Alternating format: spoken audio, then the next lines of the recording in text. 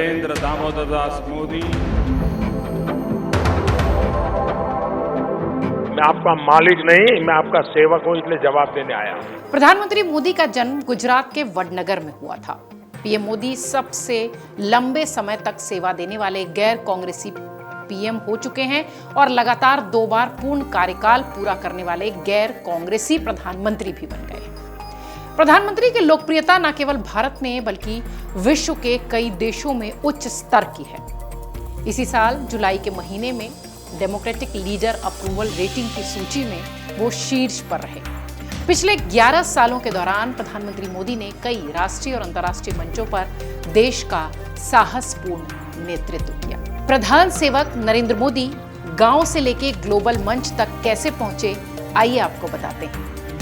भारत की राजनीति में ऐसे नेता कम हुए हैं जिनकी यात्रा संघर्षों से शुरू होकर विश्व पटल तक चमक कर गई हो। आज जब हम नरेंद्र मोदी की बात करते हैं तो वो दुनिया के सबसे लोकप्रिय नेताओं में गिने जाते हैं। इसके पीछे सत्ता की ताकत नहीं बल्कि एक लंबा संघर्ष है, विचारधारा से जुड़ाव है और जनता से सीधा संवाद है। इसीलिए शायद वो खुद को प्रधानमंत्री नहीं, प्रधान सेवक मानते हैं, यानी सेवा की भावना को राजनीति के केंद्र में रखने वाले वो नेता।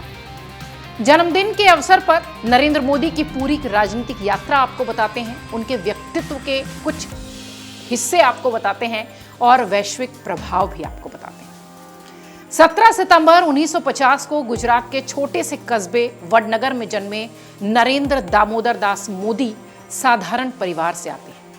पिता दामोदर दास मोदी रेलवे स्टेशन पर चाय बेचते थे।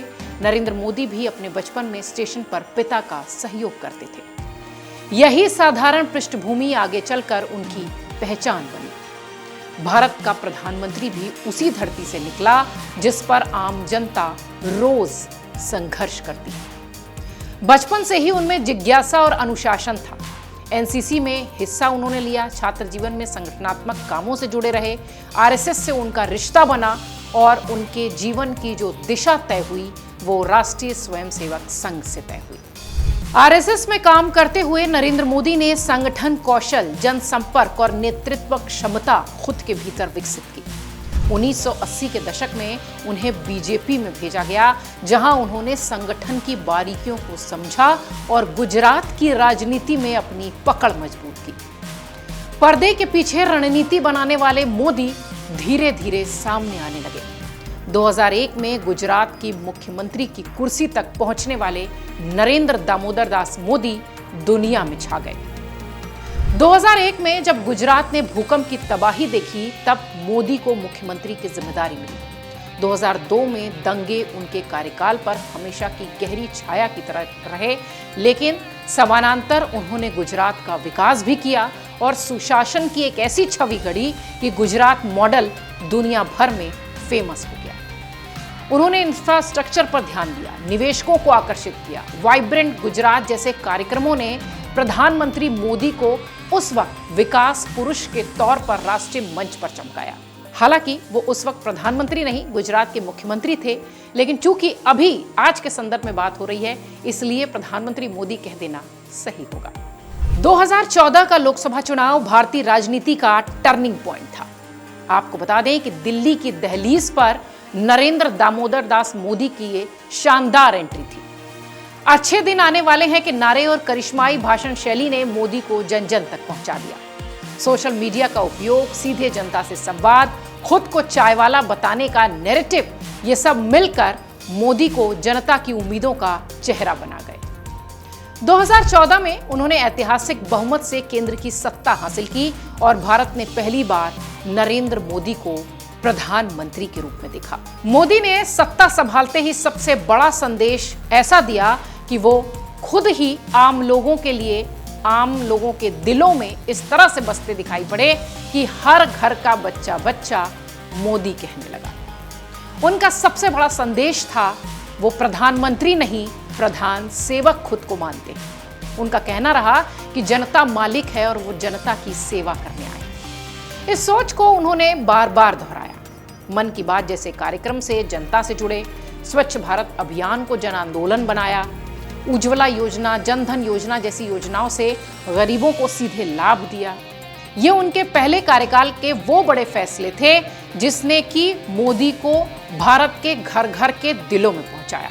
उनका दूसरा कार्यकाल भी बड़े फैसलों वाला रहा। 2019 में प्रधानमंत्री मोदी फिर ऐतिहासिक बहुमत के साथ सत्ता में लौटे।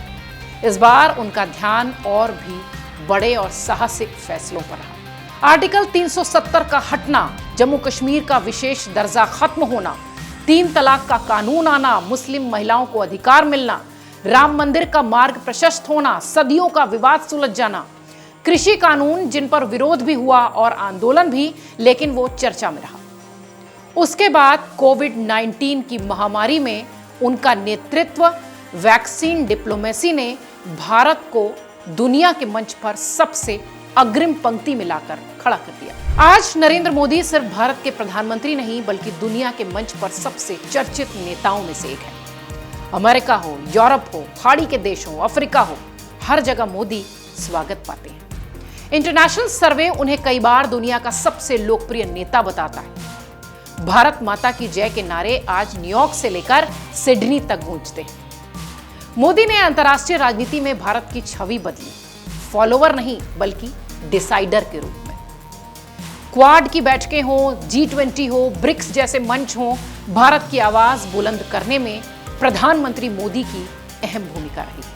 मोदी की लोकप्रियता का एक बहुत बड़ा कारण उनकी संवाद शैली है। उनके भाषणों में कहानी कहने का अंदाज, भावनाओं को छूना, तर्कों को सरल बनाना, जनता से ऐसे जुड़ना मानो वो उनके बीच के हो। डिजिटल युग में सोशल मीडिया को उन्होंने हथियार की तरह इस्तेमाल किया। ट्विटर हो, एक्स हो, इंस्टाग्राम हो, यूट्यूब हो, हर जगह उनका दबदबा है। जैसे हर लोकप्रिय नेता के साथ कुछ इस तरह के विवाद जुड़े रहते हैं, प्रधानमंत्री मोदी की यात्रा में भी कुछ ऐसे विवाद हैं। कुछ विवाद तो ऐसे हैं जो कि वो प्रधानमंत्री नहीं थे तब से उनके साथ हैं, जिसमें 2002 के गुजरात दंगे, विपक्ष को तानाशाही कहने वाला आरोप, लोकतांत्रिक संस्थाओं को कमजोर करने की आलोचना, बेरोजगारी, महंगाई जैसे मुद्दे, इन सब को लेकर लगातार वो कई बार आलोचनाओं का शिकार भी हुए हैं। पर इन सब के बीच मोदी की सफलता की जड़ यही है कि वो खुद को जनता का प्रतिनिधि नहीं बल्कि सेवक मानते हैं। वो कहते हैं कि मैं प्रधान सेवक हूं, मालिक आप हैं। गांव-गांव जाकर सीधे आम आदमी से संवाद कर खुद को आपके बीच का ही एक व्यक्ति बताकर उन्होंने राजनीति को सेवा से जोड़ा है और लोगों के दिलों में जगह बनाई। प्रधानमंत्री मोदी 75 साल के हो गए। भारत की सबसे बड़ी राजनीतिक ताकत बीजेपी उन्हीं के नेतृत्व में लगातार चुनाव जीत रही है। विपक्ष अभी तक उनके करिश्मे को टक्कर देने के लिए संघर्षरत है। कोई ऐसा चेहरा विपक्ष के पास नहीं है। अंतर्राष्ट्रीय स्तर पर मोदी की छवि वैश्विक दक्षिण के नेता के तौर पर मजबूत हुई है। भविष्य में उनकी राह आसान इस लिहाज से भी नहीं होगी क्योंकि बेरोजगारी, जलवायु संकट, वैश्विक भू राजनीतिक तनाव जैसे मुद्दे उनके सामने हैं। लेकिन एक बात तो साफ है कि मोदी अब सिर्फ भारतीय राजनीति का नाम नहीं बल्कि एक वैश्विक ब्रांड बन चुके हैं। नरेंद्र मोदी की कहानी यह साबित करती है कि राजनीति में साधारण शुरुआत करने वाला भी दुनिया के मंच पर लोकप्रिय बन सकता है, बशर्ते उसके भीतर मेहनत, सेवा और संकल्प की ताकत हो। आज जब मोदी खुद को प्रधान सेवक कहकर जनता से जुड़ते हैं तो ये सिर्फ एक राजनीतिक बयान नहीं बल्कि उनके नेतृत्व की असली पहचान होती है। प्रधानमंत्री नरेंद्र मोदी को अच्छे स्वास्थ्य की कामना के साथ जन्मदिन की ढेरों शुभकामनाएं।